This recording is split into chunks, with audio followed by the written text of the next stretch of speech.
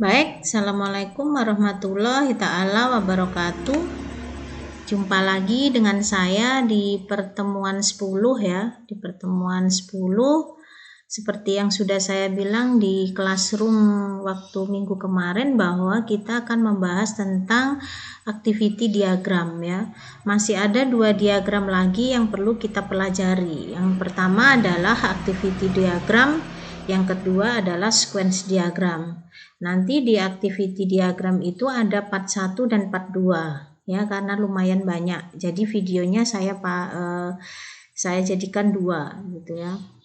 Baik, untuk di activity diagram, sebetulnya di activity diagram ini sudah banyak yang di-share ya di internet terkait activity diagram. Jadi kamu tidak harus dari saya, bisa dilihat dari internet atau beberapa jurnal juga ya. Jadi tidak terpaku dari materi saya. Kamu bisa lebih berkreasi dengan materi-materi dengan yang sama ya, di berbagai macam studi kasus atau berbagai macam situs ya, bisa didapatkan. Baik, di sini activity diagram, kalau dia activity pasti dia menggambarkan proses ya, atau dia kegiatan. Biasanya ini kegiatannya kegiatan bisnis. Memang tidak harus kegiatan bisnis, tetapi kalau dilihat dari kegiatannya lebih enak itu adalah kegiatan di bisnis ya. Dan urutan aktivitas dalam sebuah proses dipakai pada bisnis modeling. Jadi biasanya pakai kalau kita ada penjualan atau e-commerce atau penjualan secara online, jual beli online, itu lebih bagus pakai activity diagram ya, lebih pas ya, untuk memperlihatkan urutan aktivitas proses bisnis ya. Struktur diagram ini mirip flowchart ya, jadi mirip flowchart. Jadi nanti ada tempatnya. Kalau di kelas diagram sama use case diagram dia seperti itu ya, tapi kalau di activity ini mirip banget dengan flowchart ya, atau data flow diagram, atau pada perancangan terstruktur ya. Sangat bermanfaat apabila kita membuat diagram ini terlebih dahulu untuk memodelkan proses, sudah pasti. Jadi kalau prosesnya mau ngapain, itu diagram ini bisa dibuat terlebih dahulu untuk coret-coretannya ya. Activity diagram dibuat berdasarkan sebuah atau beberapa use case pada use case diagram. Nah, maksudnya activity diagram ini biasanya didasarkan pada use case-nya seperti apa, misalkan ya, gambarnya use case-nya seperti apa. Nah, nanti dari situ kita ada ide untuk membangun sebuah activity diagram ya. Nah, ini simbol. Oh ya, untuk materinya bisa kalian download di Classroom ya. Jadi silakan di-download, mana tahu nanti video akan saya hapus, jadi kamu sudah mendownload ya. Simbol activity diagram seperti ini ya. Ini pun bisa didapat referensi dari mana-mana ya. Dari internet banyak ya, tapi dengan beberapa literatur ya. Simbol. Ini kalau simbolnya yang seperti ini, bulat pekat ya, hitam, itu start point. Di sini istilahnya ada start point, start kegiatan. Point itu kan ini ya. Nah, kegiatan ini. Nah, itu namanya point. Baru ini end point. Ini kegiatannya, aktivitasnya apa. Ini fork atau dia percabangan seperti ini. Ini penggabungan ya. Kalau ini di belakang seperti ini, dia percabang. Belakang ada 2 seperti ini, ada beberapa pun kegiatannya, itu namanya percabangan. Tapi kalau dia dari belakang ini sudah ada kegiatan, ini ada muncul lagi 1 di sini, dia menggabung ya kan, 2 di sini digabung jadi 1. Kalau 1 di sini ada percabangan lagi 2 ya. Seperti ini decision, makanya dibilang tadi mirip flowchart ya. Karena flowchart ada juga decision seperti ini ya. Swimlane di sini adalah sebuah cara untuk mengelompokkan activity atau kegiatan berdasarkan aktor. Jadi swimlane itu sejenis kota, ada kota untuk kegiatannya, untuk menempatkan kegiatannya ya. Nah, seperti ini. Nah, ini dia swimlane. Ini swimlane ya. Nah, ada kotak seperti ini namanya swimlane, garis-garisnya ya. Garis kegiatannya sampai mana dia. Misalkan contoh activity diagram penarikan uang dari akun bank melalui ATM. Kemarin yang penarikan dari ATM sudah pernah saya contohkan gambar ya, menggunakan use case, menggunakan software yaitu dia StatUML. Nah, sekarang kita menggambarkan activity diagram tentang penarikan uang dari akun bank melalui ATM. Jadi di sini misalkan kita customer ya. Ini ada customer, ini mesinnya ya. Ini bank. Ini pengaturannya customer ATM ini kan pasti sesuai urutannya ya. Kan nggak mungkin customernya jauh kali tempatnya di sini, banknya di sini, atau dia ATM-nya di sini ya.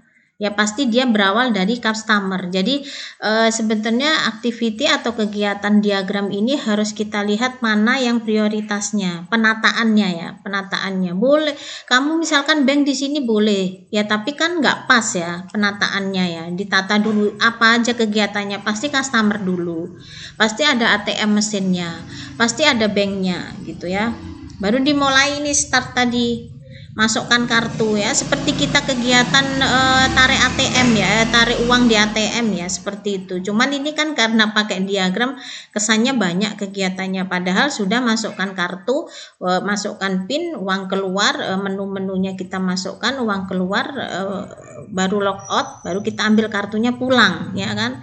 Nah tapi kalau kita seperti ini buat diagram kan nggak bisa kita berkata-kata seperti aja gitu aja ya, karena diagram itu adalah menggambarkan kegiatan. Orang bisa lebih kenal dengan diagram ya. Kalau kita tuliskan customer datang, dituliskan secara apa ya, narasi, customer datang ke ATM, ATM-nya setelah itu saya masukkan. Nah seperti itu kan nggak kurang pas ya. Kalau kita orang di sistem informasi harus memberikan informasi yang lebih bagus berupa apa, berupa diagram gitu ya. Baru insert, balik lagi ke sini, insert card ya, baru enter pin ya, enter pin, masukkan pinnya. Ini menu-menu yang ada di ATM ya, di enter pin, baru di sini kegiatannya ya. Ya, baru di sini valid nggak pinnya. Ini kan dia decision ya, nggak perlu lagi kalau di flowchart kan dikasih tahu ini decisionnya, ada kata-katanya di sini ya. Kalau di activity nggak perlu, seperti ini udah pasti decision. Pin valid atau tidak valid ya. Kalau valid dia kemana? Ya enter kegiatannya apa. Baru cek ya, cek account balance ya. Cek dari keseimbangan akun, maksudnya dia mau apa, keseimbangan dia saldo atau yang lainnya misalkan ya. Nah baru kemari lagi balance nggak atau nggak balance ya. Ini tadi yang valid pinnya ya. Kalau dia balance, balik lagi ke sini ada percabangan, take money from slot ya, ambil uang dari slotnya ya kan. Ini tadi yang seperti ini ya. Nah, ini percabangannya kemari ya, ada forknya, ada percabangannya. Baru kemari lagi dia debit account ya, ada percabangannya debit account. Baru kemari join, ada lagi percabangannya show balance dan eject card, maksudnya dia memutuskan kartunya udah selesai gitu ya. Nah boleh nggak Bu ini pakai decisionnya satu aja, boleh. Kegiatannya apa gitu ya, ini tergantung dari sistem informasinya atau dari studi kasusnya ya. Take card, ambil card. Jadi kalau nanti pinnya nggak valid gimana ya, pinnya nggak valid arahnya ke sini nih, pinnya nggak valid pasti di sini.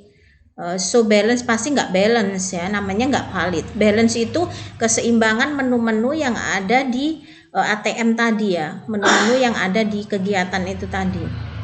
Baru nanti pasti di sini eject, udah pasti ya, larinya ke sini ejectnya.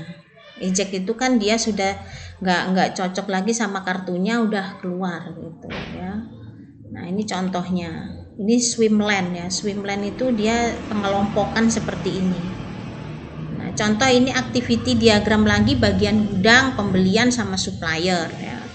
Bagian gudang, pembelian sama supplier. Jadi kegiatannya adalah orang bagian gudang membeli ke supplier ya. Baru di slime lane-nya di sini tadi ya, swim lane-nya, maaf ya, swim lane-nya dia ada di sini, dimulai dengan gudang startnya, baru memberi informasi data barang yang akan dipesan ya. Ini kegiatan seperti ini tergantung dari studi kasus perusahaannya ya. Nah gitu ya.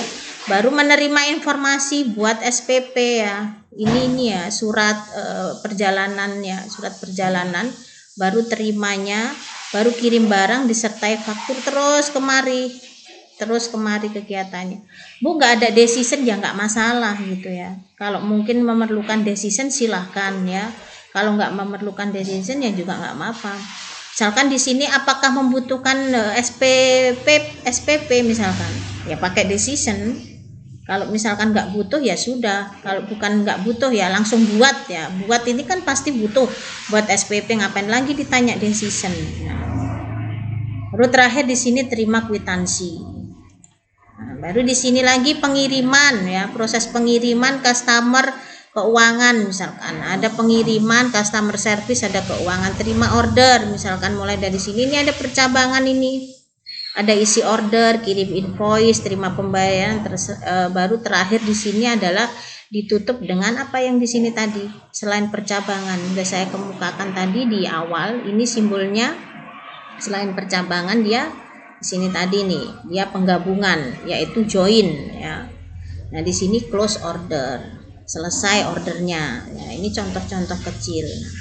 Di sini juga ada contoh ya, prosedur berjalan, yaitu prosedur berjalan itu prosedur yang sedang lagi berjalan di dalam suatu sistem informasi. Contohnya adalah pembuatan daftar data pegawai dan gaji pada SMP PGRI. Pembuatan daftar data pegawai dan gaji lagi ya pada SMP PGRI 1 Depok misalkan. Prosesnya apa? Proses absensi ya. Namanya daftar data pegawai ya, absensi. Pegawai melakukan absensi harian melalui form ke TU, akan merekap absen harian untuk diserahkan ke administrasi. Proses rekap biodata pegawai. Ini pegawai memberikan data apapun dia kegiatannya ya. Apapun yang dihubungkan dengan prosesnya, apapun nanti soalnya. Nah, kalian wajib nanti bisa mendeklarasikan atau menggambarkan dalam bentuk activity diagram ya. Nah, ini lagi proses pengolahan data pegawai dan gaji. Ini kan narasi ya. Tapi kalau kita sampaikan seperti ini ke orang, namanya kita orang sistem informasi kan nggak cocok ya. Ini orang bahasa cocoknya ya.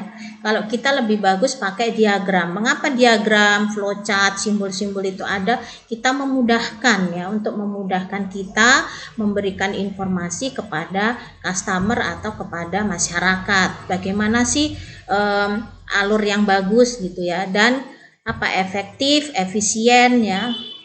Jadi lebih juga penghematan juga kalau kita pakai diagram dan memang lebih jelas ya. Baik, balik lagi ke sini, proses pembuatan laporan misalkan. Ini banyak ya, ada proses absensi, pemberian rekap ya. Padahal apa yang ditanya di sini yang lagi berjalan, daftar data pegawai dan gaji. Mau melihat pembuatan daftar data pegawai dan gaji saja kita membutuhkan berapa proses? 4 ya. Proses absensi, proses pemberian rekap biodata pegawai, proses pengolahan data pegawai, proses pembuatan laporan. Kalau laporan itu udah pasti. Nanti kalau kamu skripsi, proses pembuatan laporan itu wajib ada ya. Namanya report ya. Setelah bagian administrasi menerima daftar pegawai dan gaji yang sudah di-ACC, membuat laporan. Bagaimana dia gambarnya? Jadi dipisah-pisah. Kalau proses absensi kan lebih enak kita kalau menggambarkan diagram itu kan lebih spesifik ya. Kalau kita kumpulkan jadi satu juga ruwet ya. Lebih kalau dilihat lebih kurang enak misalkan ya. Nah, bisa kamu pilah-pilah. Misalkan proses absensi. Proses absensi yang diomongkan di sini tadi apa? Pegawai melakukan absensi harian melalui form daftar hadir pegawai sampai dengan kepada administrasi. Itu kita gambarkan seperti ini. Pegawai dan TU, hanya itu yang dilibatkan, pegawai dan TU. Ya, tergantung kasusnya. Kalau misalkan saya tambahkan lagi kepala sekolah ya tambah lagi nanti. Di swemlandnya di sini untuk pengelompokan adalah kepala sekolah. Melakukan absensi harian. Baru di sini ada decision absen. Ini kan ada pertanyaannya. Kalau decision itu makan, walaupun nggak diberi tanda tanya juga di sini kita harus tahu bahwa ini adalah suatu pertanyaan karena jawabannya iya dan tidak. Dia cantik misalkan ya. Ya. Dia jodoh saya. Oh, belum tentu. Nah, belum tentu itu yang nggak ada ya kalau di decision. Decision itu hanya ya dan tidak. Saya suka dia, kamu suka dia, ya. Nah, itu baru ke sini. Nah, ini contoh ya. Nanti ini absen, ya. Ya, absen misalkan melakukan absen di formal selesai ya. Absen tidak. Tidak absen kemari rekap ini boleh juga kemari ya, karena udah selesai kemari boleh. Seperti di dalam flowchart itu kan kalau dia untuk start dan end itu satu ya. Nah, ini boleh seperti ini. Tapi di activity diagram ada beberapa referensi dari ilmuwan atau beberapa orang ahli sistem informasi, ini boleh ada dua seperti ini ya. Mencatat absensi pegawai, kalau saya lebih suka untuk hemat aja sih kemari selesai itu. Mencatat absensi pegawai. Yang kedua adalah rekap biodata, karena dia ada tadi 4 kegiatan ya. Memberikan data pegawai. Nah, ini kamu silakan berasumsi sesuai dengan kasusnya ya. Jangan melenceng sekali. Misalkan pegawai di situ misalkan karyawan kan lain ya, walaupun dia kata-katanya sama, maksudnya istilahnya sama, pegawai sama karyawan sama Bu ya, tapi yang diminta bukan karyawan, pegawai ya. Baru pegawai memberikan data pegawai, siapa yang dilibatkan, pegawai dan TU. Coba nanti dilihat yang bagian 2 tadi, rekap biodata pegawai, yang dilibatkan adalah pegawai dan TU. Baru menerima data pegawai, di sini ya, mengecek berkas data pegawai. Ini tanya lagi, data pegawai ya, data tidak lengkap atau lengkap. Nah, kemari ya. Seterusnya. Ini baru ke sini udah selesai ya, mengembalikan berkas data pegawai. Yang ketiga adalah pembuatan daftar data pegawai dan gaji. Dilibatkan ada 3 di sini, TU, administrasi, kepala sekolah. Sini ya. Ya, ada di sini daftar pegawai. Ini ada daftar data pegawai gaji yang diserahkan kepada kepala sekolah yang ditandatangani atau di ACC. Siapa yang terlibat di situ? Yang terlibat di sini kita asumsikan bahwa administrasi, TU ya. Memberikan rekap segala macam. Ini dia apa ini? Yang di sini adalah dia penggabungan ya. Menerima rekap segala macam kegiatannya, baru kepala sekolah menerima data dari pegawai, selesai. Kata-kata inilah yang harus kamu pandai menarasikan, atau dia membuat kata-kata ini kata kerja semua ya. Tapi bukan mau bukan. Langsung memberikan, bukan mau memberikan ya. Atau mau merubah data, bukan. Langsung merubah data misalkan. Nah, yang pasti-pasti ya. Baru di sini kegiatan diagram proses laporan. Laporan itu kepala sekolah, administrasi, pegawai. Di sinilah kegiatannya. Ini ada penggabungan di sini ya, percabangan ya di sini ya. Membuat laporan pegawai dan laporan gaji pegawai kemari, membuat slip pegawai. Nah, ini tergantung dari kebutuhannya. Misalkan itu tadi di sekolah SMP PGRI ya. Tapi kalau dia di SMP 22 Medan lain. Nah, ya lain memang ceritanya, tergantung dari soalnya ya. Jadi kalau kamu mau mengambil copy paste jawaban ya, dilihatlah ya. Bagaimana dia soalnya, apa dia soalnya, nanti sama dikopikan kemari ya. Seperti kemarin yang di UTS itu mungkin karena copy paste udah sama gitu pikirnya ya. Ya memang, tapi kan dia misalkan di situ gaji, di situ honor ya kan, lain ya gitu. Nah, baik.